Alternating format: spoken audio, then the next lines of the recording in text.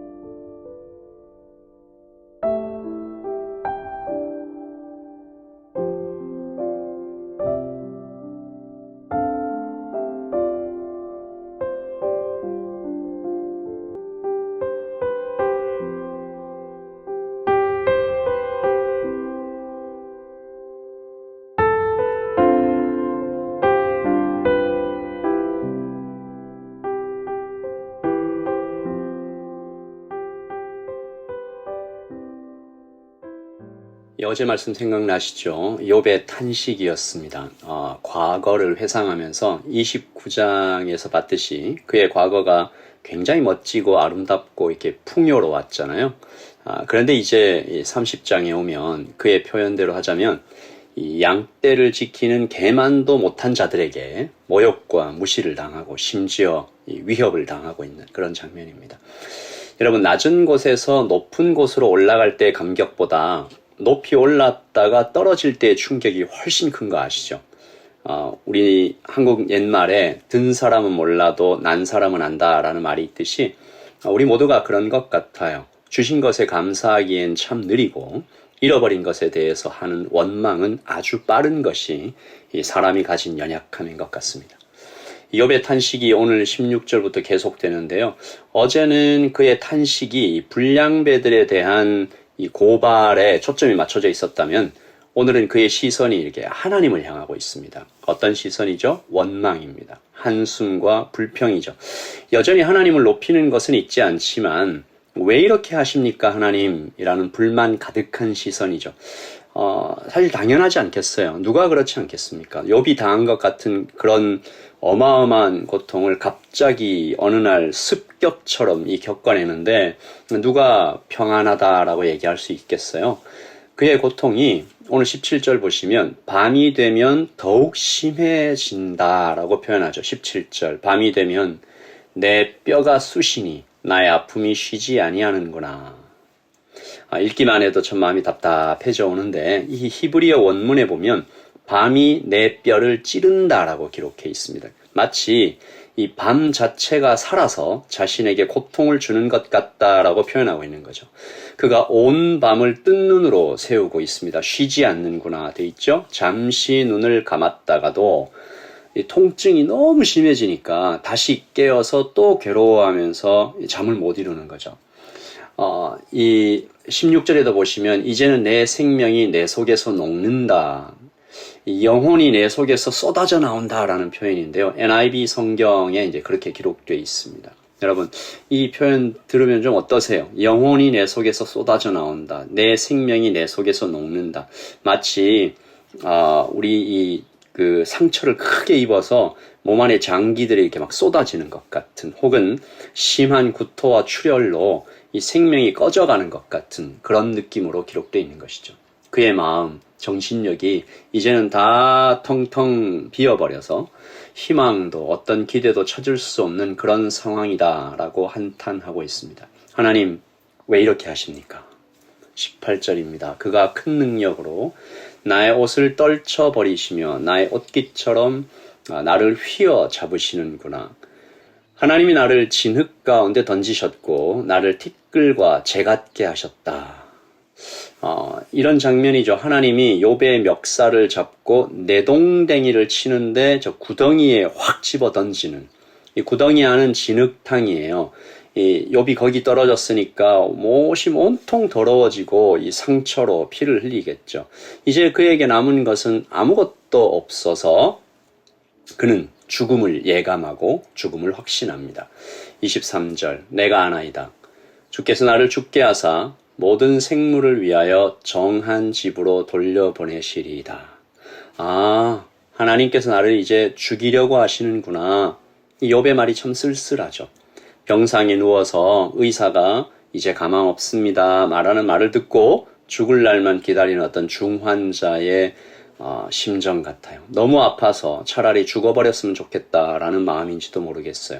그런데 오늘 이 16절에서 31절까지의 이 모든 한숨과 불평과 이 원망은 역설적으로 욥이 아직도 생명의 의지를 놓지 않고 있다는 것을 보여줍니다.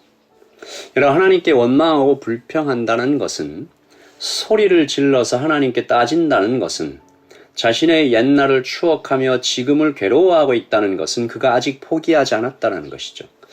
여러분, 생명을, 인생을 다 포기해버린 사람은 울지 않아요.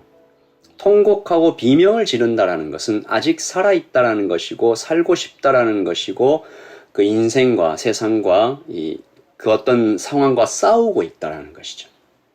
그리고 우리는 알고 있습니다. 이 참혹한 욥의 현실 속에서 살고 싶다라는 생각과 의지를 불어넣고 계시는 분은 바로 하나님이시라는 것이죠. 욥은 알았을지 모르겠지만 우리도 대부분 잊고 살아가지만 하나님은 지금도 온 힘으로 나를 돕고 계십니다. 하나님은 나와 묶여 계신 운명 공동체로서 우리는 알 수 없는 하나님의 방법으로 우리를 만들어가고 계신데, 뜬 눈으로 밤을 새우고 하나님은 대답이 없으시고 친구들도 다 떠난 상황에서 온 우주가 나를 버린 것처럼 느껴지더라도 그보다 더욱 선명한 진실은 하나님이 나와 함께 계시다라는 이 사실입니다. 얼마 전에 제가 한 가수가 부르는 노래를 들으면서 그 가사가 참 제 마음에 큰 울림으로 다가왔어요. 가사 중 이런 대목이 있습니다. 꿈은 버리고 두 발은 딱 붙이고 날개 못 펴고 접어진 내 인생이 서럽고 서러워 자꾸 화가 나는데, 그 다음요, 살아야지. 삶이 다 그렇지. 춥고 아프고 위태로운 거지. 살아야지. 저는 이 가사가 이렇게 들리더라고요. 자기를 부인하고 십자가를 지고 가는 성도의 삶은 춥고 아프고 위태로워도 살 희망이 있다. 주님이 계시니까 그래도 살아야지. 내 눈에 우리의 삶이, 나의 삶이 춥고 아프고 위태롭고 그렇게 참 서러워도 주님이 계시니까 내가 계속 걸어갈 수 있고, 그렇게 걸어갈 수 있는 힘을 주시는 하나님께 오늘 우리가 드리는 고백도, 하나님, 제 눈에 아직 희망이 보이지 않습니다. 여전히 이 한숨 같은 오늘을 삽니다. 그래도 살겠습니다. 그래도 살아서 주님과 함께 이 길을 걸어가고 싶습니다. 라고 고백하고 있다는 것입니다. 여러분, 오늘도 살아갑시다. 삶이 다 그렇죠. 춥고 아프고 위태로울 수 있죠. 욥처럼 아무 희망이 보이지 않지만 통곡하고 비명을 지르면서 걸어가는 삶일지라도 주님이 계신 것을 우리가 알고 지금 이 순간 주께서 우리와 묶여 계신 것을 알기에 오늘도 살아가는 것입니다. 그럼 제가 한번 기도하고 하루를 시작하겠습니다. 주님 감사합니다.